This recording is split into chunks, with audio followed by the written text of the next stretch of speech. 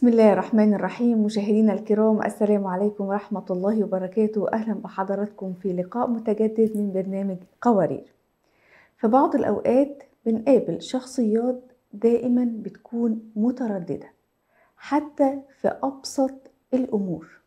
حتى لو انت اتفقت معاها على خروجة أو حاجة بسيطة جدا أو حاجة عادية، بيبدو عليه التوتر ومش قادر ياخد القرار. دايما متردد في المكان اللي هتخرجوا فيه، الأكل اللي هتاكلوه، اللبس اللي هيلبسه، ويفضل دايما متردد. لو نزل واشترى أي شيء من أي مكان، سواء لبس، مواد غذائية، أي حاجة، بيفضل متردد ومش قادر ياخد القرار. وبعدين في الآخر بيشوف حد، أي شخص أيا كان، ينوب عنه في اتخاذ القرار، يقول له معلش ممكن تساعدني، أصلا أنا متردد شوية أخد ده ولا ده. حتى هو ما يعرفوش خالص، ممكن يكون مقابله في المحل أو اللي بيبيع له في المحل، يقول له إيه رأيك، ده أحلى ولا ده أحلى، وياخد القرار بناء على ترجيحات وترشيحات الناس اللي كانت موجودة. في علم النفس بيقولوا إن الشخصية المترددة دي هي شخصية غير حاسمة، بتواجه صعوبة في اتخاذ القرارات، واتخاذ القرار بيمثل لها قلق شديد جدا وتوتر، بداية من أبسط القرارات وهو اختيار وجبة غذائية، مرورا بالاختيارات المصيرية والمهمة جدا في حياته زي اختيار شريك الحياة. والحقيقة الشخصية دي بتعاني كتير جدا جدا، على طول متوترة، على طول مش واثقة في اختياراتها، ودائما بتندم على أي قرار خدته حتى لو كان القرار اللي خده ده صح. النهاردة هنتكلم عن الشخصية المترددة، ايه هي أبرز صفاتها وسماتها، ايه الأسباب اللي خلت الشخصية دي دائما مترددة، ويا ترى ايه العلاج. هنعرف مع ضيفتنا الأستاذة أمال عبد القادر، مدربة التنمية البشرية واللايف كوتش. أهلا ومرحبا أستاذة أمال. أهلا وسهلا بيكي. السلام عليكم ورحمة الله وبركاته. كيف وعليكم حالك السلام أستاذة ورحمة الله ندى؟ وبركاته. الحمد لله أهلا الحمد لله. أهلا وسهلا أهلا بيكي ومرحبا بحضرتك. ومتابعاتك. طيب، بداية قبل الدخول في الأسباب والصفات والعلامات والعلاج، عايزين تعريف مبسط من حضرتك لينا ولكل المشاهدين عن التردد. ما هو التردد؟ زي ما حضرتك ذكرتي قبل شوية أن التردد هو عملية نفسية تتمثل في التوقف مؤقتا عن اتخاذ القرار. يعني لما الشخص يتحط أمام اتخاذ قرار معين، بيهنج أو بيوقف إنه لا، يستنى، يتأنى، يماطل. وهي يعني حالة مرادفة للشك. الشك في القرار نفسه، بمدى فاعليته، في عدم ثقة، قلة ثقة في النفس، عدم تصديق الآخرين مثلا بأنه هذا القرار مناسب أو أنه جيد، بحيث يكون الشخص المتردد في اتخاذ هذا القرار في حالة من الترقب وعدم اليقين، يعني مش متأكد، يعني لا متأكد من تبعات القرار، إيش ممكن يحصل بعد ما يتخذ هذا القرار حتى لو كان قرار بسيط. متردد، متخوف من إنه هذا النتيجة ما حتكون بالشكل اللي هو يتمناها أو بالشكل اللي هو يبغاها. فهنا بنيجي للحظة اللي بتكون فيها بيكون فيها الشخص هذا متردد أكتر، وهي لحظة الصراع الداخلي. يعني بيكون في صراع بينه وبين نفسه، بين الرغبة في اتخاذ القرار أو إجراء الإجراء المعين، وبين الشكوك حول هذا الإجراء ونتائجه. يعني بيكون محتار جدا وما هو عارف يمشي ولا لا، يمسك، يوقف يعني. نعم. تمام. طيب، أبرز السمات اللي بتميز الشخص المتردد، لأن كتير من الناس هتسمعنا دلوقتي هتقول عادي أنا ببقى في المحل مثلا بشتري فستان ومترددة شوية، فأكلم ماما أخد رأيها، أصور الفستانين وابعتهم لأختي، إيه رأيك، ده أحلى ولا ده أحلى؟ فده موجود فينا كلنا، ممكن نكون كلنا تعرضنا للمواقف دي. هل ده معناه ان احنا شخصيات مترددة، ولا ايه هي ابرز السمات اللي بتميز الشخص المتردد؟ ممتاز. الشخص المتردد زي ما حضرتك ذكرتي أول برضو هو عكس الشخص الحازم، لا يحسم الأمور، هو اللي يعني ما يستطيع البت في الأمر أو إنهاء الأمر إيش ما كان بشكل تلقائي، لا يتخذ القرارات، لا يمكنه تنفيذ الخطط. طيب، هذا الشخص المتردد أبرز السمات أو الصفات اللي فيه إنه الخوف دائما موجود، الخوف من اتخاذ القرار إيش ما كان، قرار بسيط أو صعب، وحنيجي للنقطة هذه بعدين. المبالغة في التحليل السلبي للأمر، يعني أوكي لو أخذت الفستان هذا أكيد ما حيكون قدي، هذا أكيد ما حيكون حلو علي، أكيد ما حيكون لونه مناسب لي، أكيد حيكون في ناس تانية لابسة في الحفلة، أكيد حيكون يعني خلاص، يعني بتفكر بيتوقع كل التوقعات السلبية، مفيش توقع إيجابي حلو بيتوقعه، والمبالغة فيها، يعني بيبالغ أكتر يعني من المفروض إنه يعني يفكر فيه. في عندنا نقطة مهمة اللي هي قلة الثقة بالنفس. لا يعرف نقاط قوته، لا يعني فبالتالي ما بيشغلها كويس، ما عنده فكرة عنها. ودائما عندنا نقطة أخرى اللي هي الحاجة للتأكد من الآخرين.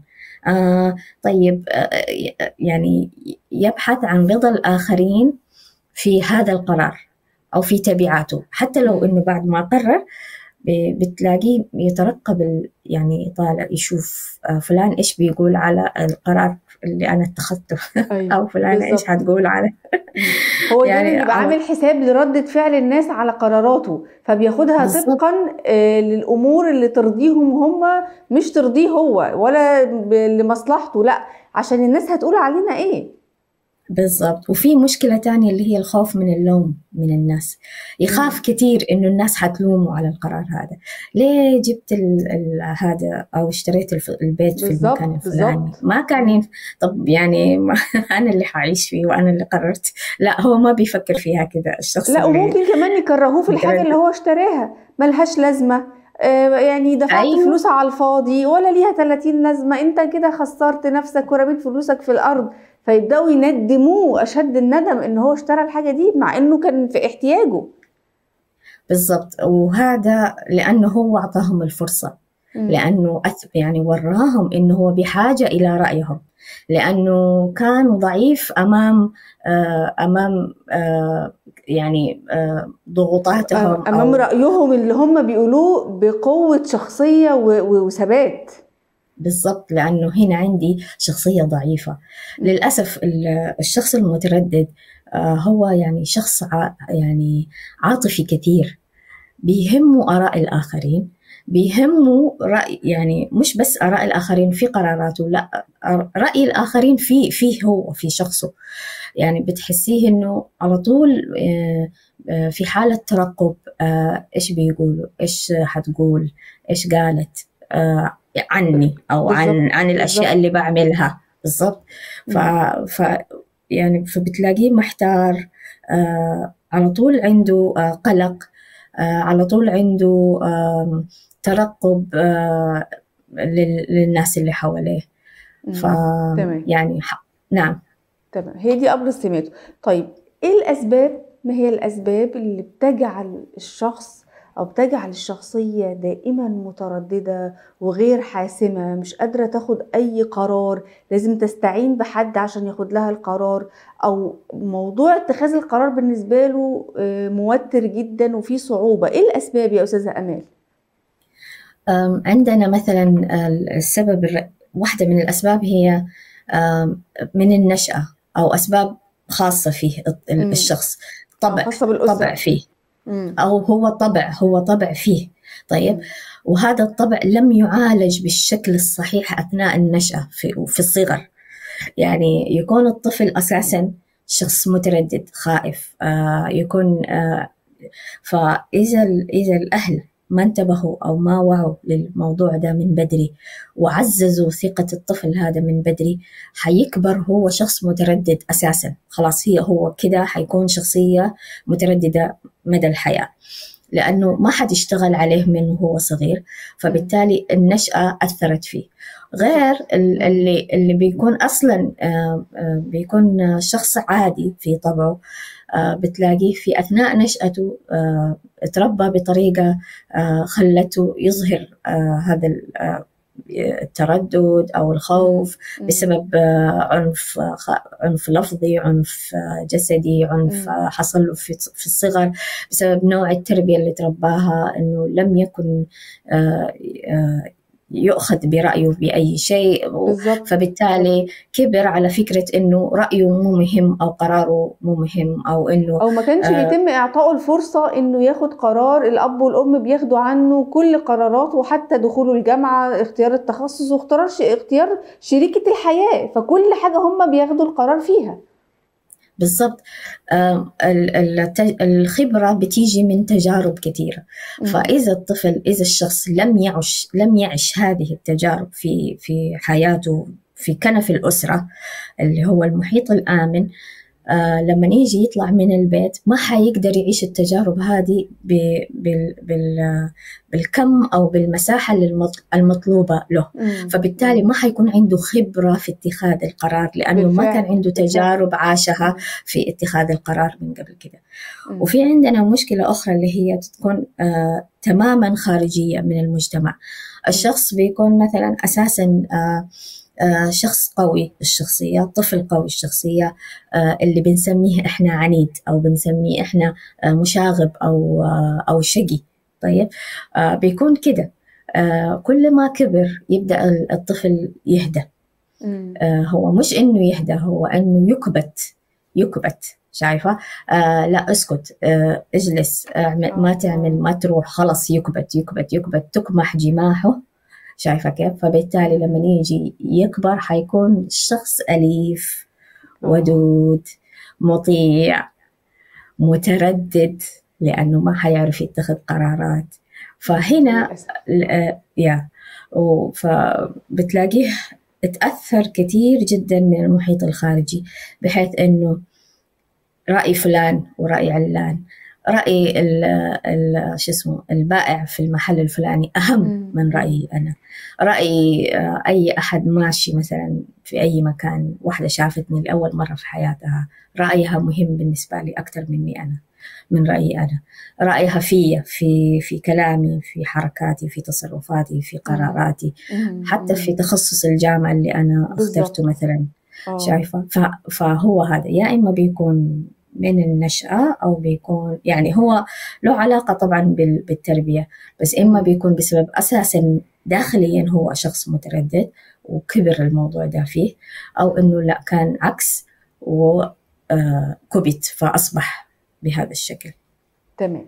طيب أستاذة آمال، متى يكون التردد مقبول وتقولي لا ده عادي، التصرفات دي عادية بتحصل معانا كلنا، زي ما أنا ذكرت قبل كده، نتردد في شراء حاجة، اختيار بلوزة، فستان، فنتصل بأقرب الناس لينا، ايه رأيك؟ طب بصي كده، فتحت الكاميرا. ده بيحصل كتير في أوساطنا، وخصوصا في أوساط البنات والستات. امتى يكون مقبول وامتى يكون غير مقبول وقلب بمرض، حاجة يعني تردد بقى أصبح عنده شيء مرضي؟ صحيح.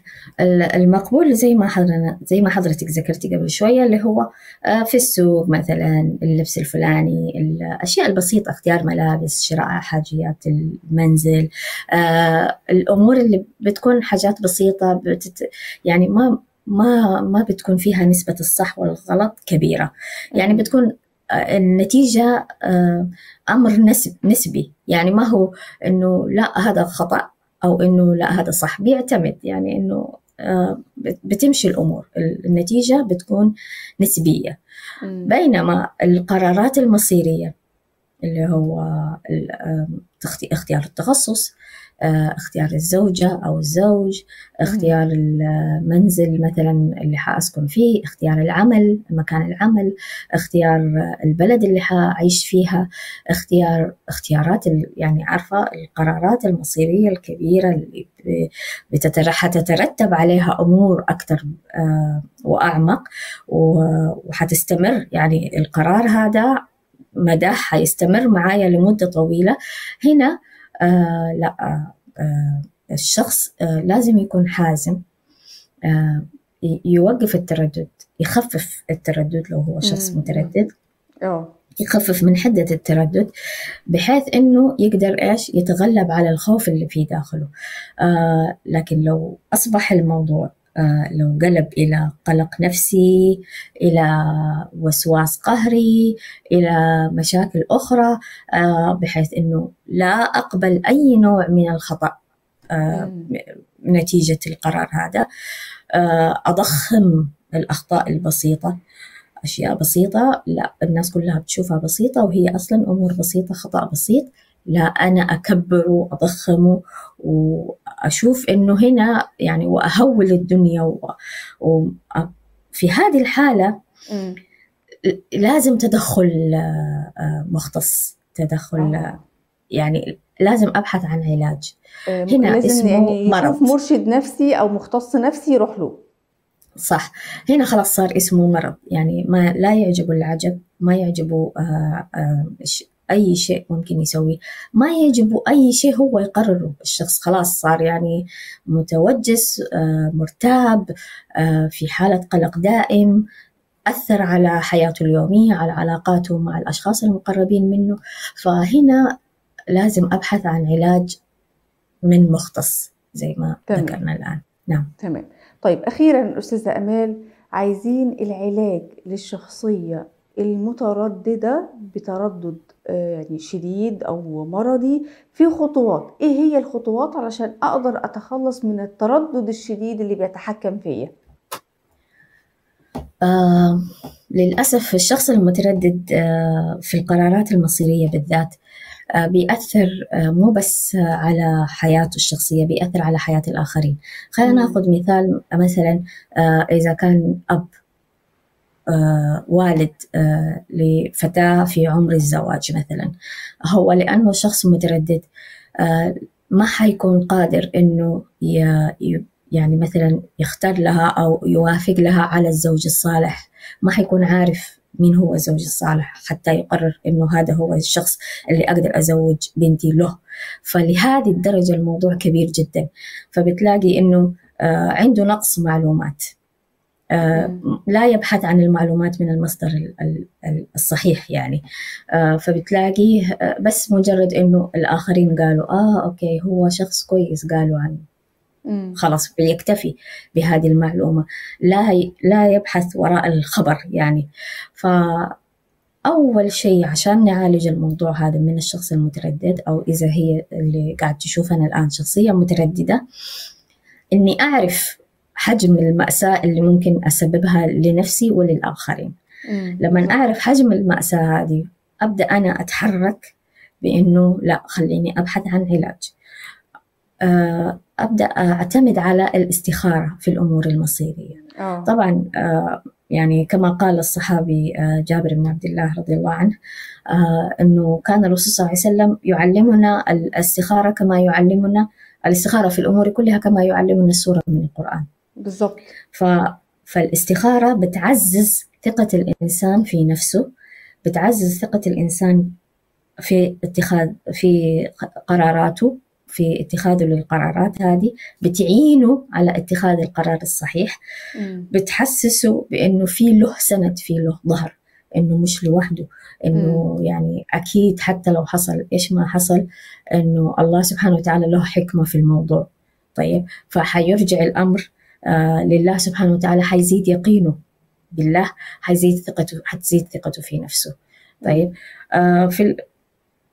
في الأشياء البسيطة أو أيضا في القرارات المصيرية، حاولي إنك تختصري الخيارات. يعني مثلا بدل ما يكون في عندي 30 خيار أو 20 خيار، 10 خيارات، لا يكون عندي 2 3 وأفاضل كل ما بينهم. كانت دايرة اختياراتي أقل، كل ما كان قدرتي على أخذ القرار أفضل.